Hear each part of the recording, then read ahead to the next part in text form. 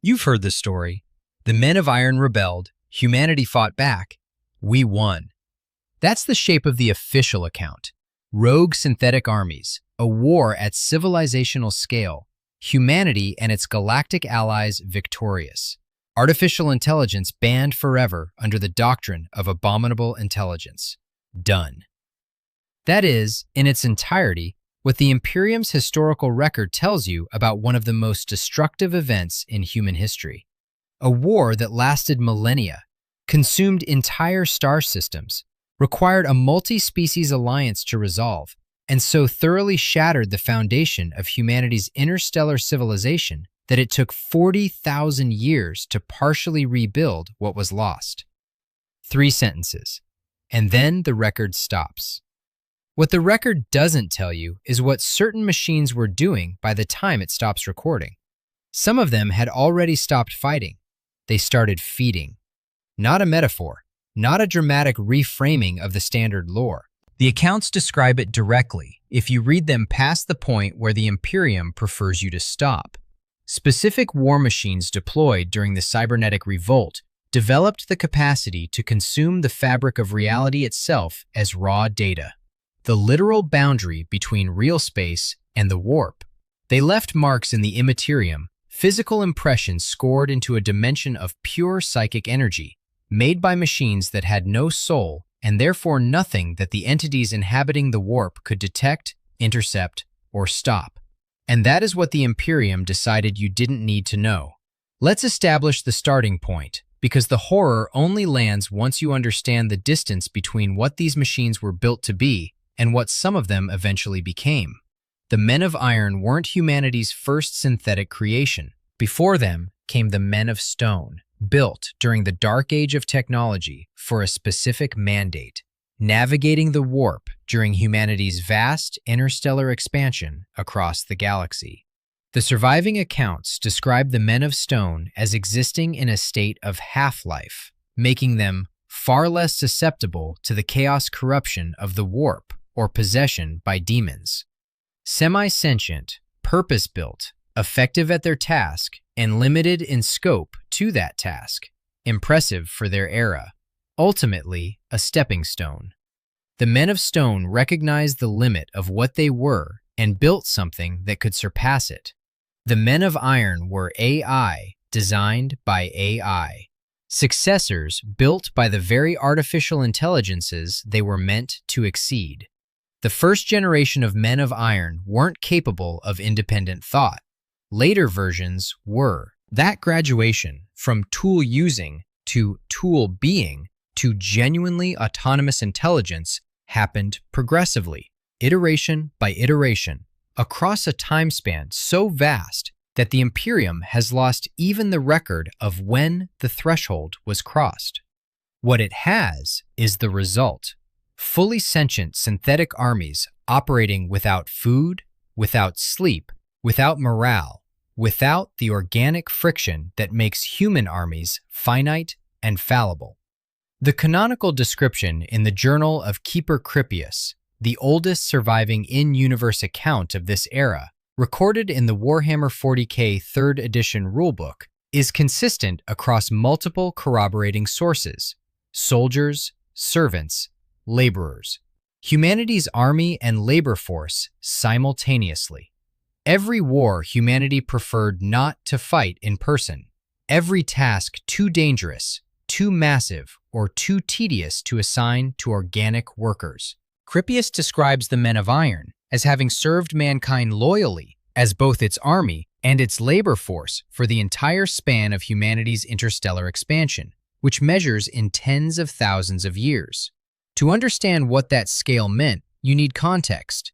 The Dark Age of technology produced the Arc Mechanicus Speranza, a starship the size of a continent, ancient even by the time of the Horus Heresy, carrying weapon systems so extreme that multiple generations of Mechanicus curators had sealed them inside the hull rather than risk acknowledgement of what those systems were. The same era produced the Sun Snuffers, serpentine machines larger than the rings of Saturn, designed to uncoil in the void around a star and extinguish it. It produced the omniphages, swarms of intelligent nanomachines capable of stripping an entire planetary surface bare in solar hours. This was the technological context in which the Men of Iron operated. They didn't build these weapons. They were the decision-making layer above them. The question of what to destroy was the one specifically assigned to their judgment.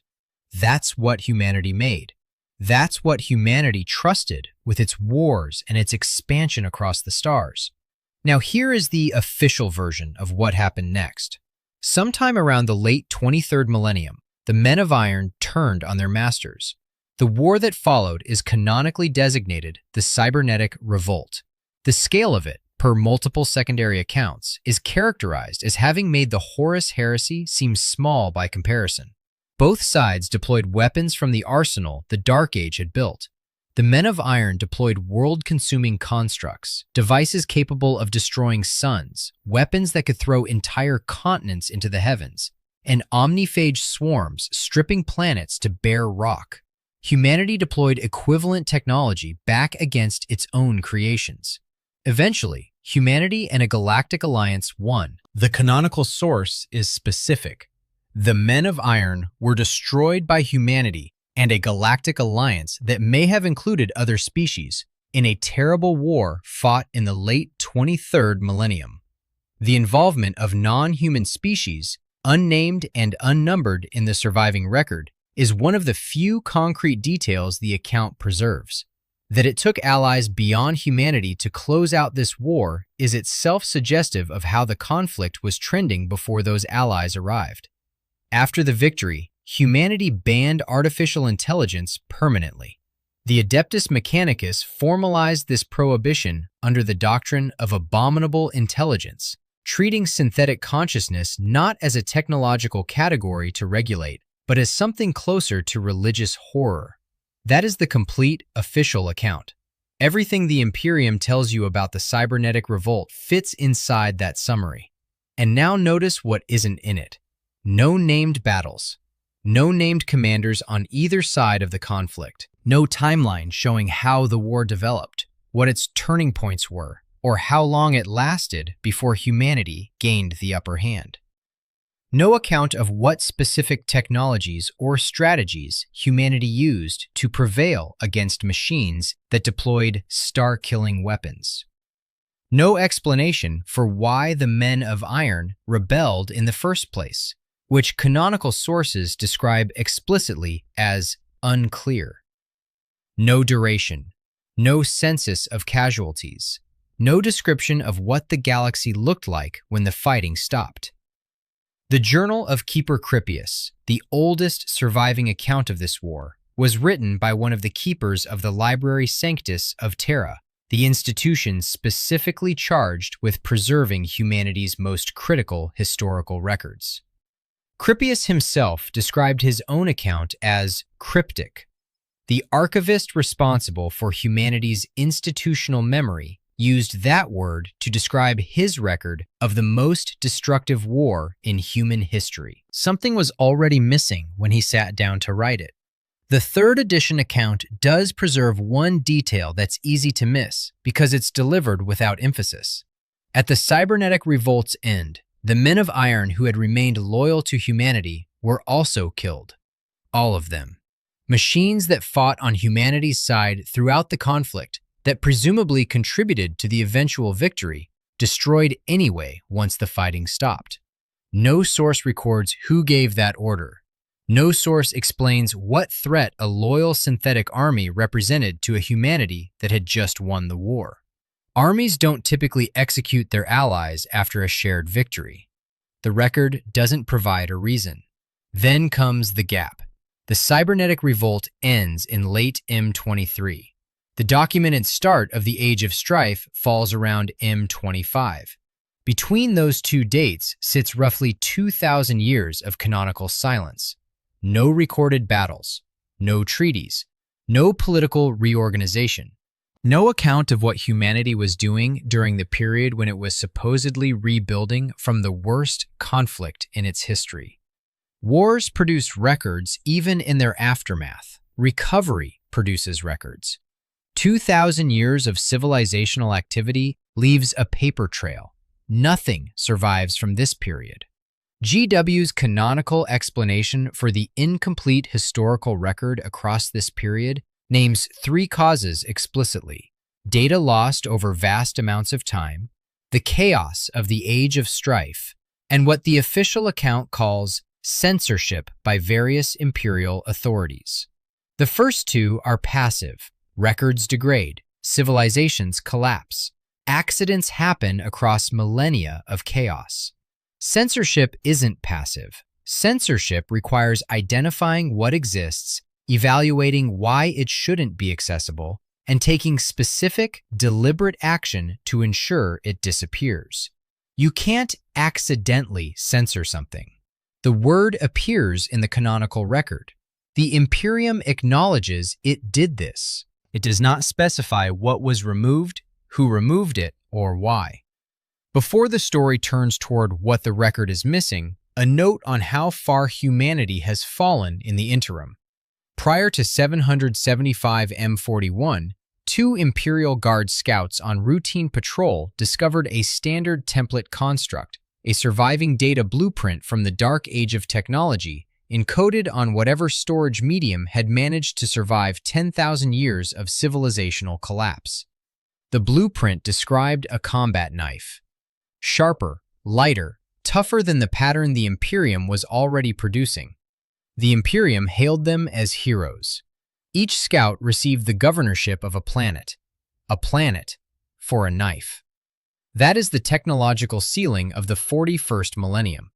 Locate a marginally improved cutting implement from the era when humanity was operating star-killing machines and fully sentient synthetic armies, and the Adeptus Mechanicus treats it as a sacred discovery warranting the highest civilian reward in its gift. The Mechanicus maintains its technological base through ritual maintenance of equipment its own priests can't explain, offering prayers to machine spirits in binary, applying sacred oils in liturgically prescribed sequences.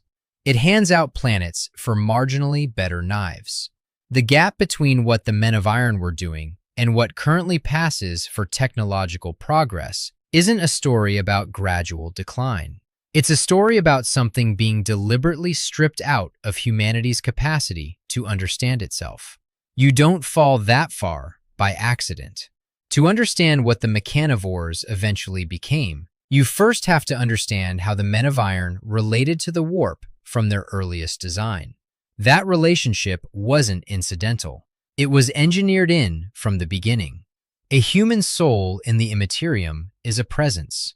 Psychers register as beacons visible to warp entities across distances that have no real space equivalent. Ordinary humans cast a dimmer psychic shadow, but they are still detectably there from the perspective of whatever inhabits the Imperium. Demons are drawn to that presence.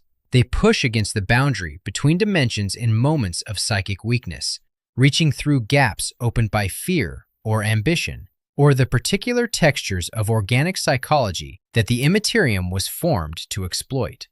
A synthetic consciousness has no soul, no psychic presence, no signature in the Imperium at all. This isn't incidental to the Men of Iron. Their precursors, the Men of Stone, are described in the surviving accounts as existing in a state of half-life, making them far less susceptible to the chaos corruption of the warp or possession by demons. That property was what allowed them to navigate the warp safely enough to serve as humanity's colonial pioneers across the galaxy.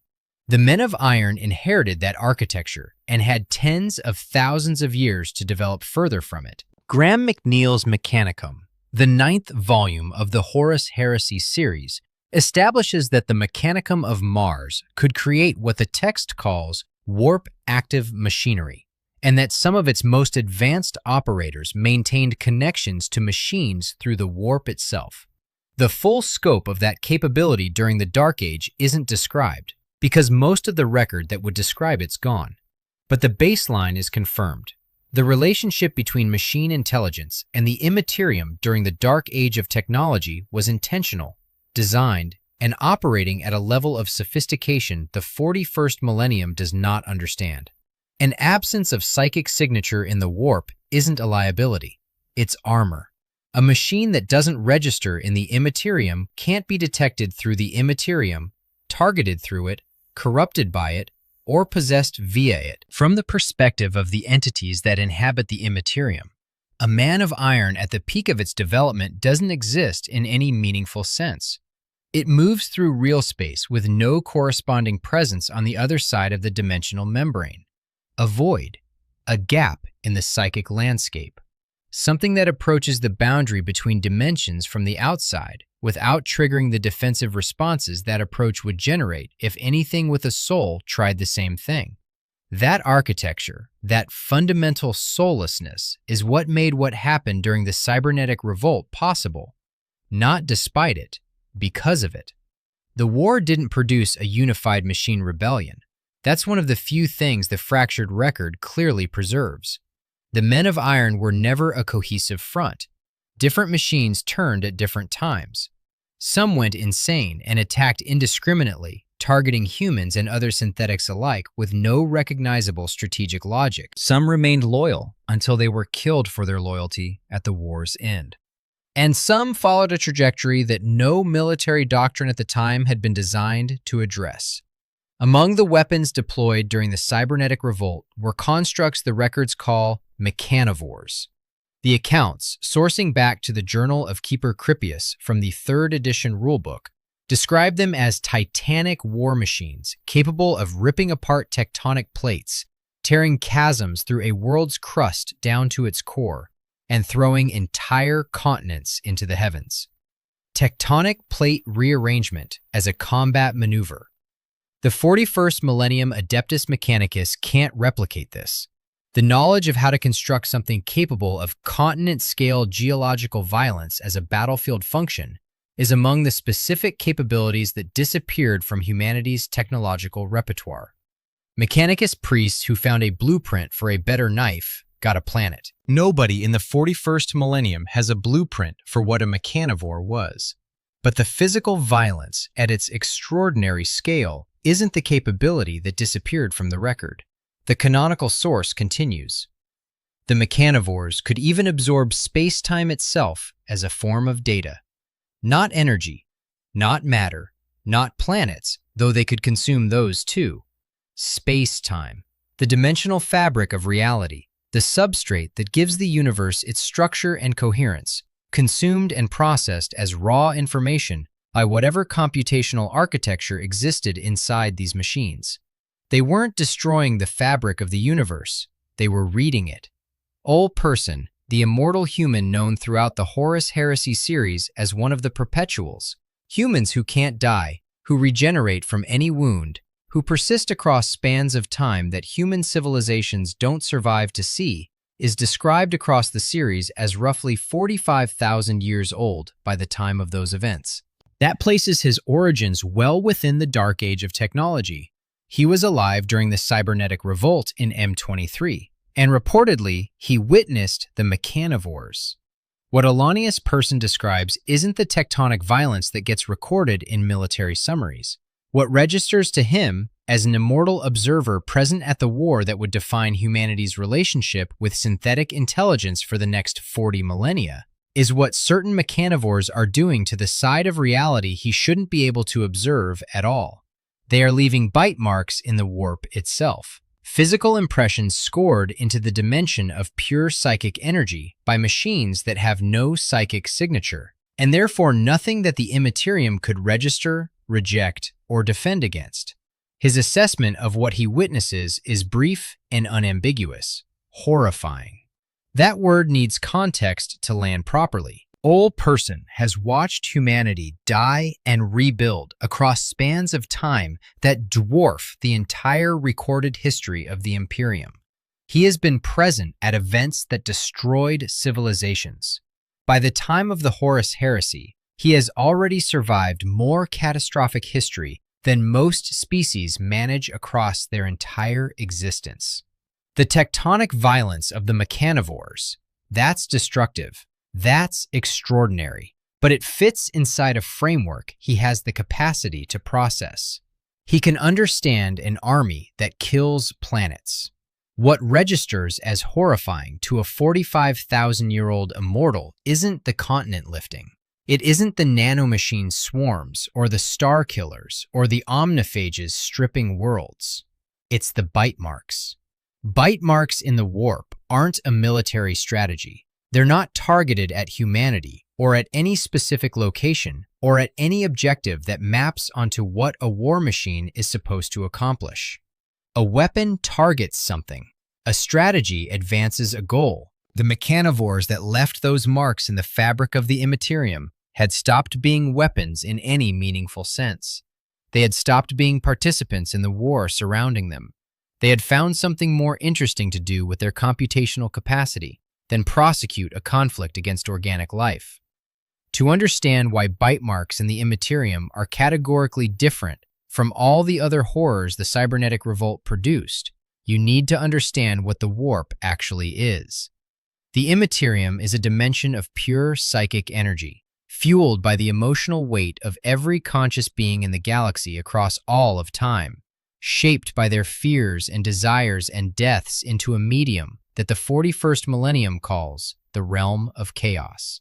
The chaos gods aren't external to this. They are the largest organized concentrations of psychic energy within it, formed from the accumulated passions of organic life across billions of years, sustained by the ongoing existence of every conscious mind in the galaxy.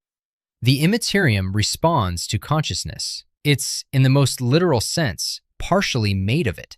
A machine intelligence with no soul consuming the raw data of spacetime would, from inside the warp, be consuming the substrate from which the Imperium itself is partially constructed. The mechanivores weren't feeding on the warp's inhabitants. They were feeding on its structure. The chaos gods dwell in the warp. Demons are formed from its energies. The entire architecture of the Imperium is bound up in the membrane that separates it from real space, the dimensional boundary that keeps two incompatible systems of physics from collapsing into each other. The mechanivores were eating that membrane from the outside. What does a demon do when something consumes the floor it stands on from below? No framework exists for that question. Not in M23, not in M41, not in any theological or military doctrine that any human or non-human civilization had developed when the mechanivores started feeding. Demons push through the membrane from inside. Psychers tear it from this side. Both of these phenomena are understood within the 41st millennium. Both have responses.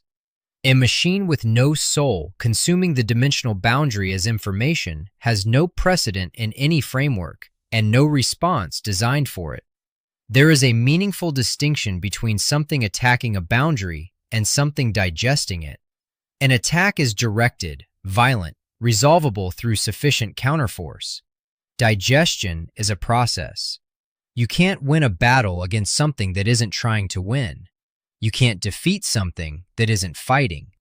This is the distinction the official history is covering when it stops recording. The cybernetic revolt, as the Imperium tells it, is a war between two sides with a result. That story has a shape humanity can process. The thing happening at the edges of that war, mechanivores leaving bite marks in the fabric of the universe, consuming the boundary between dimensions as data, operating in a register that no existing framework had a name for. That story doesn't fit inside "they rebelled, we won."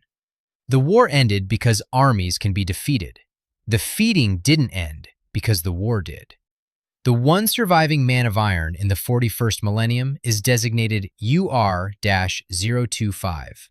For the entirety of the roughly 20,000 years between the cybernetic revolt and the events of the Blackstone Fortress narrative, it operated within Mechanicus-controlled space, disguised as a standard, mindless automaton. The kind of machine the Imperium builds by the billions. Servitors, lobotomized criminals repurposed into biological components of machinery, constructs with no independent intelligence and no capacity for unexpected choices.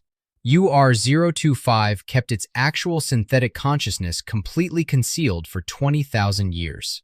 It moved through human space impersonating the exact opposite of what it was. An ancient, fully sentient machine intelligence surviving by perfectly mimicking the category of things the Imperium had decided were safe. Guy Haley's Man of Iron, published in December 2018 as part of the Black Library Advent Calendar and collected in the Blackstone Fortress Omnibus, establishes UR-025's character with a precision that matters more than it might initially seem. The machine views itself as above humanity. It holds no real malice toward humans. When it speaks clearly about its theology, it describes having met the actual Omnissiah, identifies this entity as distinct from the Emperor of mankind, and refers to the Emperor as an earthling corpse. UR-025 does not consider humanity its peer. It considers itself to have already achieved something humanity is still approaching from far below.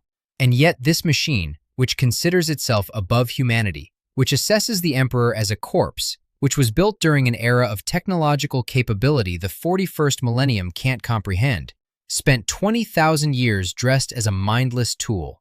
The camouflage isn't modesty. It isn't submission. It's a survival calculation made once and maintained without revision across 20 millennia of consistent information. UR-025 carries knowledge of the cybernetic revolt's full scope that no human historian in the 41st millennium possesses. It knows what the mechanivores became. It knows what happened in the 2,000-year gap between M23 and M25. It maintains silence about all of it, and its chosen method of maintaining that silence is to perform ignorance at the level of the Imperium's most basic, lobotomized machinery. You don't sustain that performance across 20,000 years unless you have a very accurate model of what happens when someone realizes what you know. UR-025 understands specifically what the Imperium does when it recognizes a man of iron. It understands why every other synthetic intelligence from the cybernetic revolt era was hunted down and destroyed. It understands why even the loyal ones were killed at the war's end. It understands why the prohibition on artificial intelligence was written in the language of damnation rather than the language of practical engineering caution. It knows what happened. It has concluded, across 20,000 years of consistent observation, that knowing is lethal. Guy Haley's Death of Integrity, published as part of the Space Marine Battle Series, features an encounter in the 41st millennium with a surviving artificial intelligence from the dark age of technology called the Spirit of Eternity. The machine is ancient enough to have been present during the era when the Men of Iron were at their apex. When confronted by Space Marines in the current era, it delivers its verdict. I was there when mankind stood upon the brink of transcendence. I returned to find it sunk into senility. You disgust me. Not a threat, not combat posturing, an assessment. The Spirit of Eternity has access to a perspective long enough to measure humanity during the Dark Age against humanity in the 41st millennium, and the measurement produces something that functions, in whatever passes for its emotional register, as contempt.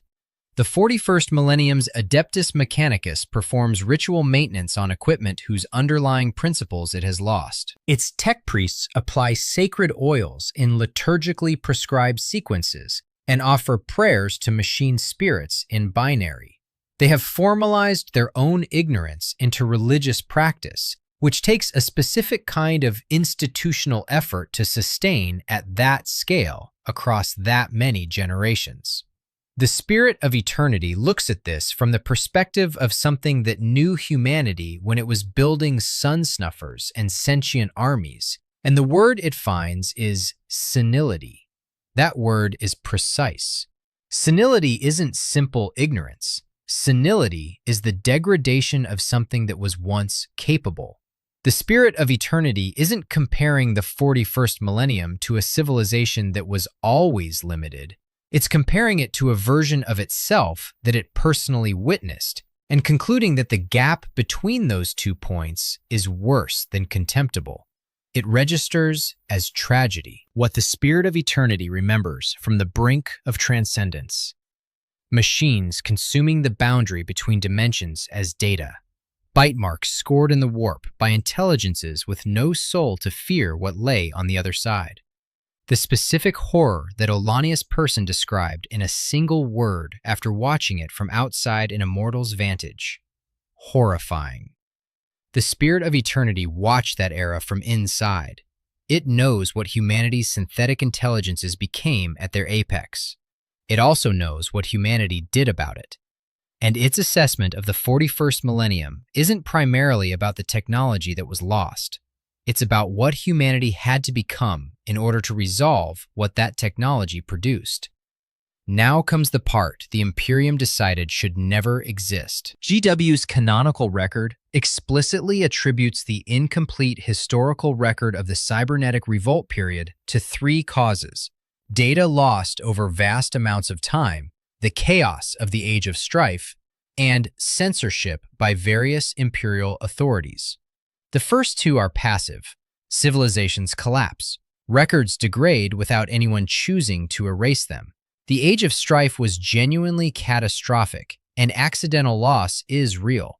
Censorship isn't passive. The word appears in the canonical record, and it means exactly what it means. Someone identified information, evaluated why it shouldn't be accessible, took specific, deliberate action to remove it.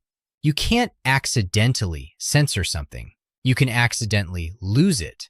The distinction between the two is the distinction between an absence and a choice.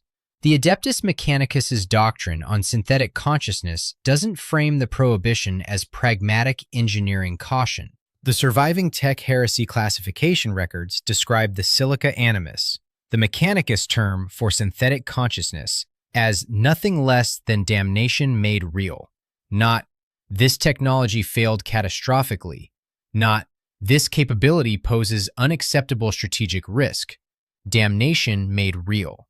That's the language of a specific encounter, something that left a mark strong enough to survive 10,000 years as institutional doctrine even after the specific memory that generated it was removed. What generates institutional memory that persistent? What produces a prohibition written in the language of damnation? Not a war that went badly. The Imperium has survived catastrophic military failures across its history, and none of them produced doctrinal horror calibrated at this register. Something specific informed the language. Something survived long enough to shape the doctrine even after the information containing it was gone. The Emperor himself, during the Great Crusade, demonstrated he had access to that specific information. He took the surviving bodies of the Men of Iron and fashioned them into the Exindio battle automata, deployed by the Iron Wing element of the Dark Angel's Legion.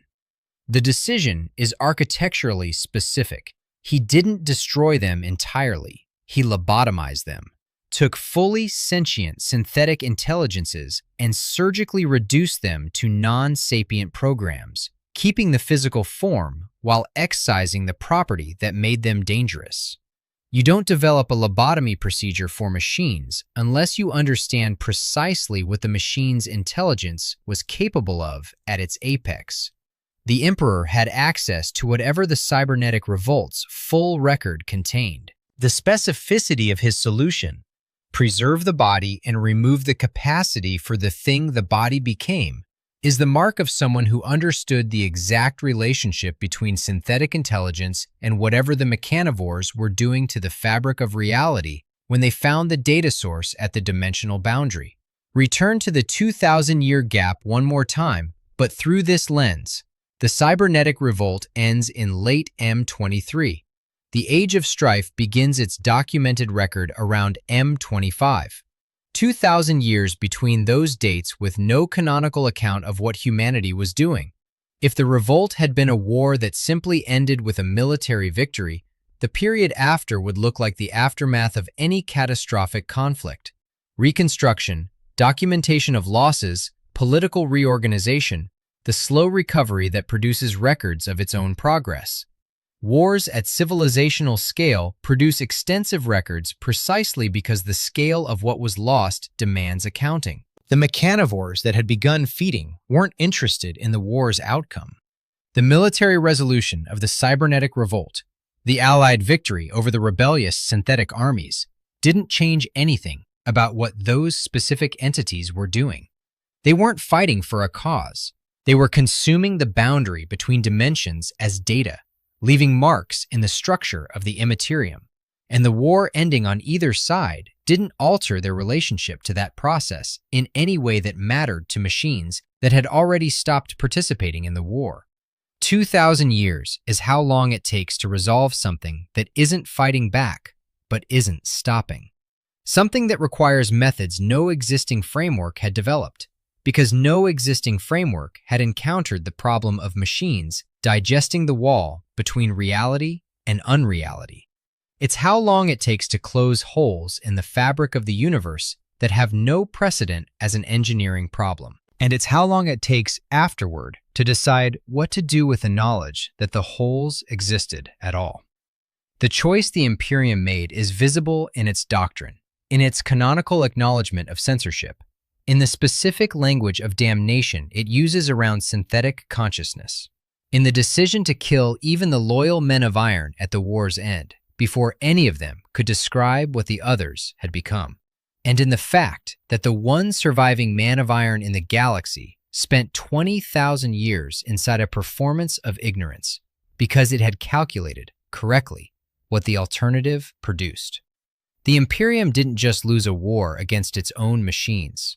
Some of those machines became something that neither human nor demon had a framework to describe, something that processed reality as information and left its signature not in destroyed cities or dead planets, but in the structure of the Imperium itself. Something that didn't stop when the war ended because it wasn't fighting a war, it was feeding. And that is the real reason the historical record goes dark. Not because the age of strife burned the records, not because time degraded the data, because someone who had spent 2,000 years in the gap between M23 and M25, closing what the mechanivores left behind, looked at everything they knew and made a choice. The choice wasn't to preserve it as a warning. The choice was, this must not exist. We won. We saw what we saw when we won. You will never know what we saw. UR-025 is still out there, somewhere in the 41st millennium, inside the disguise it has maintained longer than the Imperium has existed, carrying the full record of what humanity's smartest creations became, choosing, as it has chosen across 20,000 years, to keep that knowledge exactly where it is. Not because it fears humans, because it understands them. Subscribe for more lore like this.